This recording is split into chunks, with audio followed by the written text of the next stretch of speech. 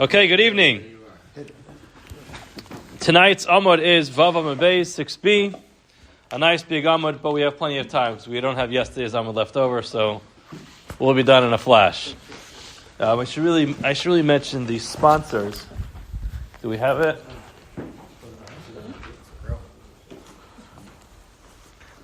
Okay, well, we'll keep in mind the sponsors. Those who sponsored, we thank you very much for sponsoring all the shiurim of the month. It should be a schus for a full shlema, for all those who need a full shlema. It should be a schus for a aliyah neshama, for all the neshamas who need an aliyah. And it should be a schus for all of the IDF soldiers, and of course for all Achenu B'nai Yisrael and Asunim Etzara V'Shivya. Kadosh Baruch Hu should send a Yeshua Keharifying. We should all be zeicha to the Gula Shlema V'Karev. Tonight's Amud is Daf Vav Amud Beis Maseches Berachos. We are starting at the top of the Amud, the top line, the fourth word. Amar Ravin Bar of Ada. Amar of Yitzchak. Kol haragel lavo lebeis hakneses. Anybody who is accustomed to coming to the Beis HaKnesses, v'lo b'yom echad, and one day he doesn't show up. HaKadosh Baruch Hu mashil ba. Hashem asks, where is he? He wants to know where this person is. It's an interesting thing. A person comes every single day, and then he misses one day. Hashem's like, hey, where are you? It sounds like someone who doesn't come ever.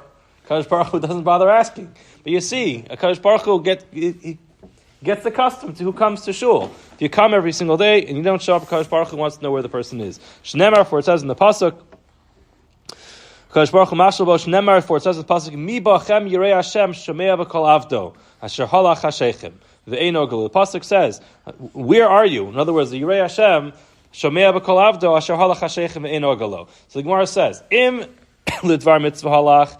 If the person didn't show up to shul that day because he went to accomplish a mitzvah, no galo, it will be bright for him. If the person went for just a matter of personal matter, which is not a mitzvah, and then the pasuk is ein no galo, then it will not be bright for them. And the Gemara says the end of that pasuk ends off with the words Yiftach b'Shem Hashem. So my time, why does it have those words? The Gemara says Mishum dehavle liftach b'Shem lo batach. So it seems like what's happening over here is sometimes people make calculations that, you know what, I just can't make it to davening because if I go to davening, I'm going to lose out. If I go to shul, I'll lose out on opportunities. What the Gemara is telling us is the person recognizes that a person's source of parnasa and everything good in their life comes from HaKadosh Baruch Hu, and such a calculation doesn't make any sense. How do you make such a calculation that I'm going to try to advance my personal matters and I'll get back to HaKadosh Baruch Hu another time? Doesn't make sense. HaKadosh Baruch Hu is the source of all blessing. If you believe HaKadosh Baruch Hu is the source of all blessing, then you'll show up to shul and Eretz Hashem will take care of you. The Gemara continues. Amar Rav Yochanan says, "V'shasha HaKadosh Baruch Hu ba bebeis hakneses." When HaKadosh Baruch Hu comes to the shul, v'lo matzu ba'asara. So there was this man that was posted on the bulletin for what time? Shachar says mincha ma'ariv. HaKadosh Baruch Hu shows up. He wants people to come daven. He comes in, he sees nobody's there. Miyad hu koes. HaKadosh Baruch Hu gets upset. Shnemar, for it says in the pasuk, Madua basi, why did I come? Ve'einish, nobody's here. Karasi, I called out. Ve'einona, there's no answer. So the pasuk in it's pasuk in Yeshaya. We actually read this in the Haftarah, in Parshas Ekev. It's one of the Shivot Nechemta. That one of the Navi is telling us, Kadosh Baruch Hu sometimes comes and he sees that nobody is there. So that's the Gemara says if there's a Zman posted and there's no minyan, Kadosh Baruch Hu gets upset. This is the reason why in many shuls they're extremely makbid to start davening exactly on time. This is not the Chassidish Minig. Chassidish Minig is they dafka start very late, but the Yekish Minig is the people start exactly on time. Why? Because of this Gemara. The Gemara says there's a Zman posted. Kadosh Baruch Hu shows up. He wants to hear people davening, and people aren't showing up. So therefore, the makbid to start exactly on time. Amar of Chelbo. The Gemara continues. Amar of Chilba, Amar of Huna, Kol HaKovea Makom L'Tfilah. So a person who establishes a permanent place for his davening, Elokei Avraham Be'ezro. The Lord of Avram, of course it's HaKadosh Baruch Hu, but specifically the Zchus of Avram stands there at his side to help him. Ukishemes, and when this person dies, the person who established a permanent place for his davening, Omrin Lo, they say about him, Ey Anav, where is this humble person? Ey Chassid, where is this righteous person? Mitalmidav Shel Avram Avinu, who's one of the students, the disciples of Avram Avinu. So we see that there's an advantage of a person having a permanent place for their davening. There's a lot to be said about this. It's actually brought down in halacha that a person should have a permanent place for their davening. And the permanence of the place can span from a permanent shul that they daven in, or it's even a permanent location within that shul where they daven. But again, there's an idea of a person having a permanent place where they daven. The poskim do talk about what happens if a person has varying permanent places. In other words, depending on different circumstances, that they'll have a few shuls that they go to. It seems like there is no disadvantage to a person going to different shuls if there are reasons for it. For example, if a person works on the other side of town and there's a shul there, the person is not obligated to come back to the shul, to one specific shul. But again, there is an advantage in having a permanent place, some type of system where a person finds himself comfortable to daven, and it also helps a person be comfortable and be able to concentrate on the davening better if they have a permanent place, not only a permanent place, not only a permanent shul, but a permanent place within that shul. The Gemara says, "For Avram Avinu minalan dekava makom." Why are we attributing this idea of having a permanent place to daven to Avram Avinu? We know that Avram Avinu was the first Jew. We're learning about him now in Parshas Lech Lecha, Vayera. All these parshas talk about Avram Avinu, but what does that have to do with having a permanent place to daven? The Gemara says, the Chsiv, for it says in the pasuk, "Vayashkem Avram baboker." Avram woke up in the morning, "Ela makom asher omad sham," to the place where he was standing. The Gemara says, "The ein amidah, ein ela tefillah." What is amidah? Everyone knows. The amidah is Shmon Esrei. It's tefillah. Shnemar vayamod Pinchas vayafalel. Pasuk in Tehillim, the Pinchas stood up and he was mispalel, he davened, and the Magefa ended. So you see the Amida standing up refers to davening, and since it says Avram Avinu, he got up, Alamakom asher amad sham, to the place, Alamakom, to that specific place, we see that his Amida was reserved to a particular place. We're at the 2 dots, about 6 lines before it starts to get wide. Rabbi Chelbo said, Amr Avuna, Hayotz mi beis hakneses, is a person who leaves the shul, al yafsia psia gasa. He should not take very large steps. Why? The Rishonim explained, because if a person runs out of shul, it looks like he never wanted to be there in the first place. So he comes in, he does his thing, and he barges right out. It's not a very good look.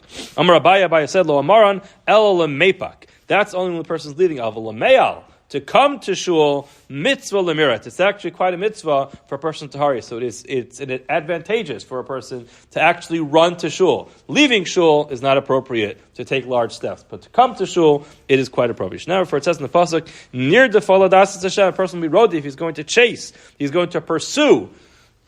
Lodas Hashem, to know Hashem, to come to shul. Therefore, it is appropriate for a person to run to shul. Amr B'Zera said, Mireish. Initially, I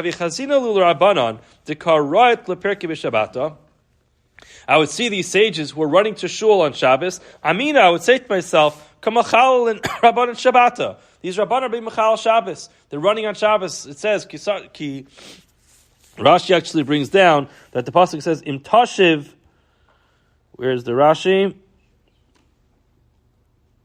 The pasuk says, Im Tashiv misheves raglecha.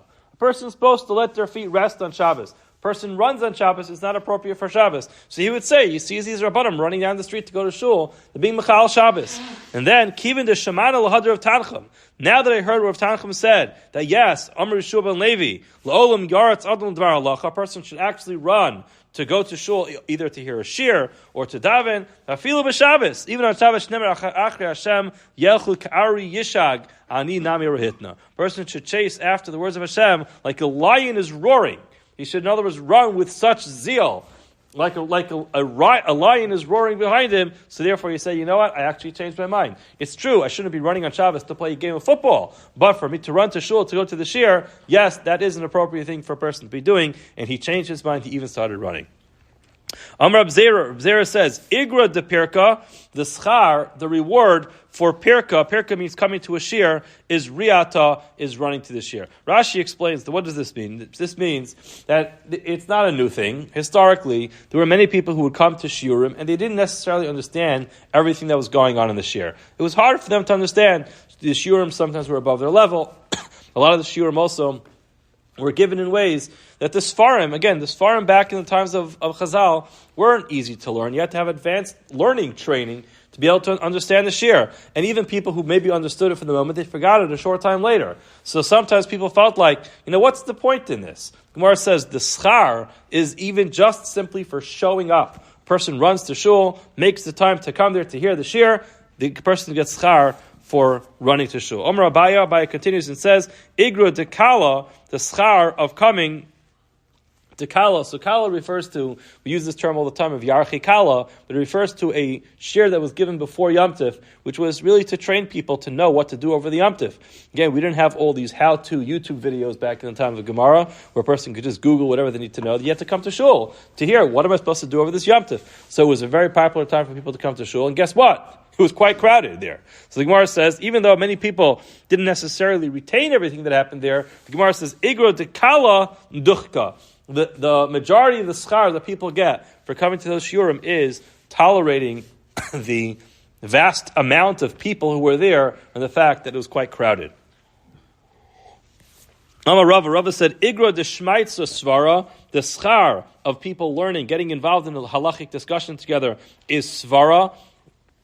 Shnaim shiyoshvin, b'neim divrei Torah is a problem, but ein beis medrash b'lo chiddush, when people come and sit and learn together, there's always some type of svara, some type of thought process that brews, that some new Torah comes out. So therefore the svara, the interaction, the logical interaction that takes place when people are learning, is the source of the schar. Amar Rapapa says, Igra de Beitamya, the schar of a house of a velos, which refers to a shiva house, is shtikusa, is being quiet. This is such an important lesson that we learn that sometimes people think, there's actually two understandings within the Rishonim. The first one is the schar of the one who is sitting shiva is being quiet, because again, people are sitting shiva generally not in the best of moods, and they have a lot of things that they're very upset about. So sometimes being quiet in those moments, like Vayidum Aaron suffered a terrible tragedy, he lost 2 of his children. At that point in time, he was quiet. Instead of questioning the ways of HaKadosh Baruch Hu, he was quiet. So that is the source of schar. But the more popular understanding of this Gemara is that when a person goes to be Menachem Avel, a person goes to be Menachem somebody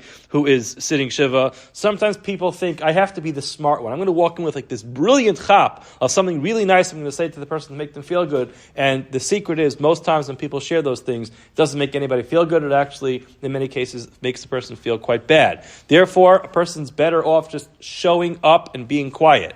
Show up. Be quiet. The halacha is the person should not start a conversation with an aval. The aval is supposed to start the conversation himself. A person sits there quietly and just is there, imo and ocha batzara. That is the schar for showing up to a base aval. Amar Marzutra says, Igra ditanisa tzidkasa. The schar, the ultimate reward of a fast, is the tzedakah that comes from it. Amar Sheshes Igra de hespeda. The schar of giving a hesped of a eulogy is the levai, is getting people to be emotional. When a person gives a eulogy, a person has to recognize that their sole purpose of giving the eulogy, of course, is to be able to say nice things about the neshama that's in front of them, but also the advantage is to get other people to understand the pain of what's going on there. Amr of Ashi, Igra de Behiluli, Mili, the schar of showing up to a celebration, to a wedding, is Mili, is sharing nice words. So it's interesting. When a person goes to a very sad place, to a base aval, keep quiet. Don't share all your brilliant ideas. Just be there for the person. But when it comes to going to a simcha, to a chasana, at that point in time, don't be short on your words. You should always share a nice thing. It's interesting.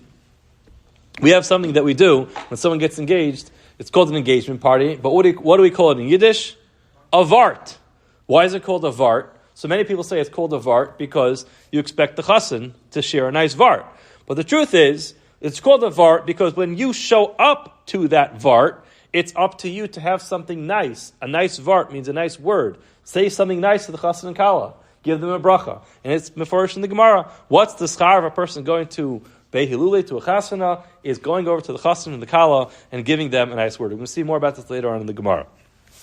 Amar Rav Huna says, "Call mispala achari beis hakneses," the person who davens in behind the beis hakneses. So it's not clear exactly what this means.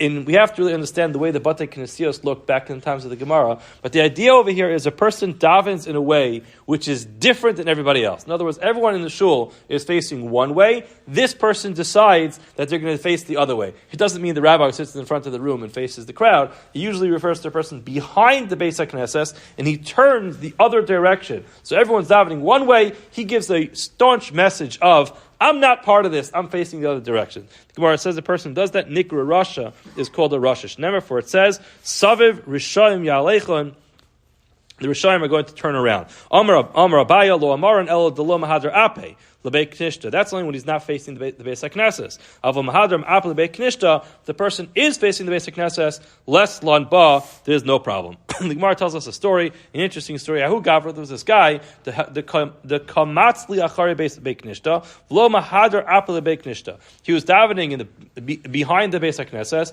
He was not facing the Beis HaKnesses. Chalaf Elionavi passed by, and Chazye, he saw what was going on here. Id Malay, he made himself appear Ketaya like an Arab, and Amar Le Kadubar Kaimis Kamei Marech. This is, you make yourself stand in front of your master like there's two different rooms. Kedu bar means like there's a separation going on here. He says, this is how you stand. The Gemara says, Shalaf Safsura Bekatle. He ultimately killed him. Now, why did he kill him? No one could. The Marsha tries to figure out why he killed him. The Rif asks why he killed him.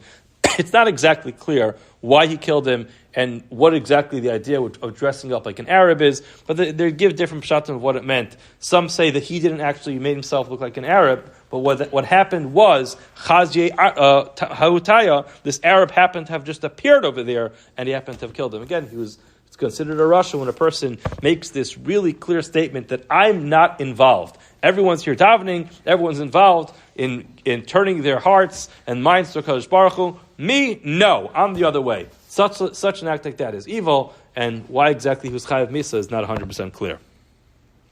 Okay, Amalei, Hu Mirabanan Rabibi Barabaya.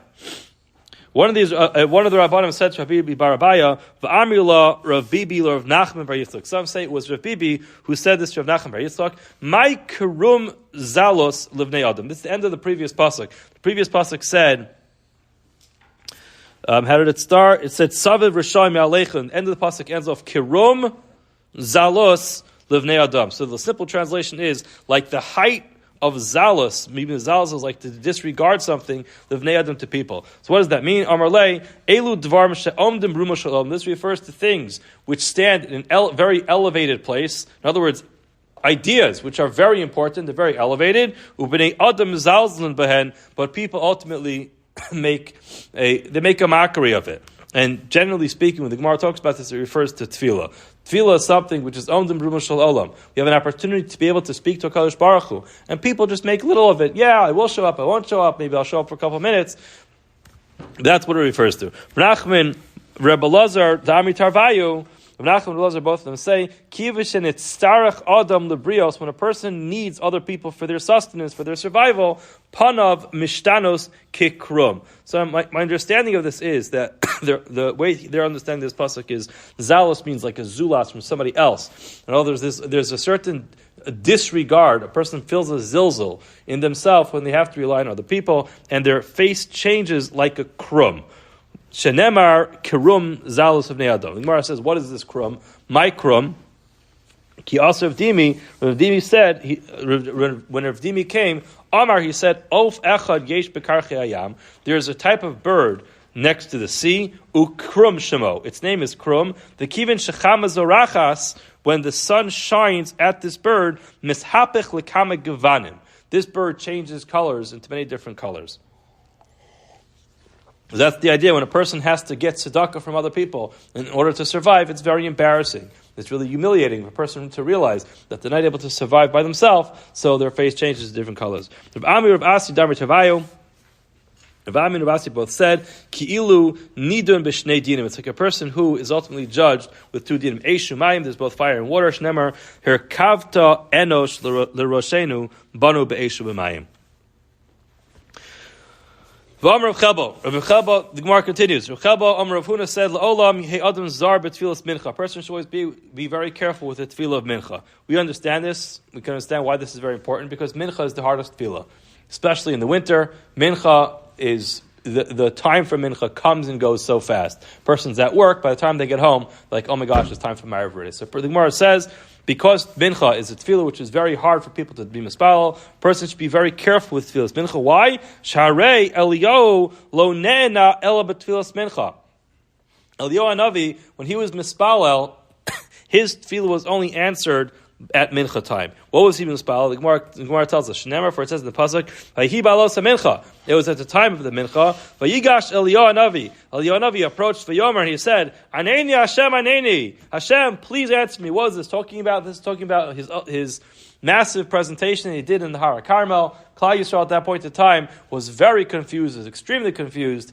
Many people were serving the avodah zarah called the Baal. At the same time, actually, the Gemara says people who were serving the avodah zarah of Baal were also very frum. They were serving Hashem also. In other words, they were just mixed up. They'd go to Mincha and Shul. Afterwards, they'd go to the Baal. Finally, Eliyahu Navi said to them, Ad masei atem poschem al shtei seifim. How could you guys be beating two drums at the same time? How could you go ahead, serve the Baal and serve Hashem? He said, you choose one.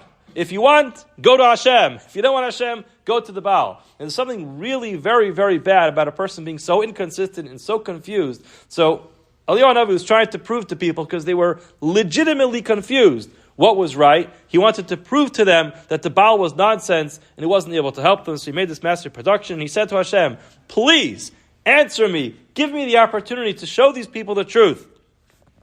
And what happened? He said, Aneni Hashem, Aneni. Hashem, please answer me. Why the two Anenis? Aneni shetered eish min hashemayim. Please send a fire down from Shemayim to ultimately consume my carbon. But Aneni also answers me, Shlo Yomru Ma'iseh Keshafim Heim. I don't want the people who are watching this to say, the guy's pulling off some type of witchcraft over here. When was he answered? He was answered at Mincha time. So we see how important Mincha is. Mincha is a short tefillah, but it has a tremendous amount of power to it. Rabbi Yochanan says, it's true that Mincha is very powerful, but af b'tfilas arvis. Ma'ariv is also nothing to sneeze at. It's quite a significant accomplishment too to go out to Ma'ariv. Shnemer, for it says in the pasuk, Tikon tfilasi ketoras lefanecha masas kape minchas arev. So you see the minchas arev, the mincha, the tefillah of arev, of evening, which is Ma'ariv, which is the tikon tefillah lefanecha. The Gemara goes on, don't start thinking that Shachris is not so good either. We also understand Shachris is also quite a big sacrifice. I shouldn't say sacrifice. It's a big schos, but sometimes it's very difficult for a person to do. Shnemer, for it says in the pasuk, Hashem boker tishma koli, boker erech lecha v'atzapa. In the morning, a person says to Hashem to ultimately listen to their tefillos, to be mekavel, to accept their pleas, their supplications, and we see that there's an advantage to doing that in the morning. The Gemara continues. Rav Chelba says, Rav Huna, a person who shows up to a wedding and doesn't bother giving any simcha to the chassan. Over b'chamisha kolos. He violates 5 different kolos. We'll explain what that is. The Gemara says, for it says, Kol sasan, v'kol simcha, kol chasan, v'kol kala, kol omrim hodu es Hashem tzivakos, v'im esamcha. So a person loses out on the opportunity of kol to have their voice, have their tefillah answered, if they are not going to be able to be mismech the chasan v'kala. V'im esamcha. What happens if the person is mismech the chasan v'kala? Maschara, what's his reward? Amr Yeshua ben Levi. Yeshua ben Levi says, Zoch Torah. The person ultimately merits to be able to understand the Torah. Shenitna chamisha kolos. The Torah was given with 5 kolos. For it says, for it says, Vahibil mashisha v'yos haboker, v'hi kolos ubrakim, v'onu kavid alahar, v'kol shofar, v'hi kol shofar, v'holakim yinenu b'kol. Gemara really only lists 4, but there's another one within the pasuk. And the Gemara says, hold on, there's a 6th one. Everyone saw the kolos, so there should be a 6th one. Gemara says, Osan kolos tekodim. When the pasuk was saying that everyone saw the kolos, it just was repeating that those people who were there not only heard the kolos, which is the natural way that you hear a sound, but they were actually able to see the sound being transmitted through the kolos, but it was referring to the same ones as before.